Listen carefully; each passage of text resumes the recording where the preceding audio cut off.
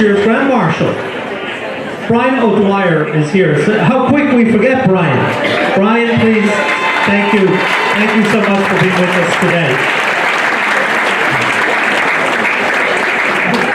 A lot of people may not be aware, but this year is the 100th anniversary of the right to vote for women in the United States.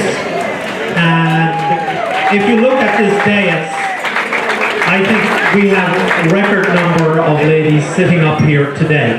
And that is fantastic in recognition of the 100th anniversary. Having said that, we have a lady who, for the first time in the 258 years, or 259th parade, will start this parade this year. And it's a lady from Long Island. A lady has never blown the whistle, and needless to say, we couldn't call her the whistleblower because there's too much of that in the White House.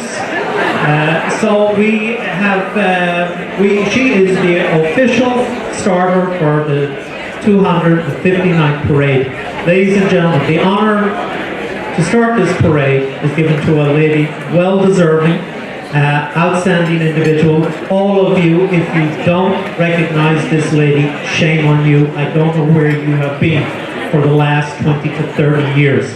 Ladies and gentlemen, I give you Patty Ann MacDonald.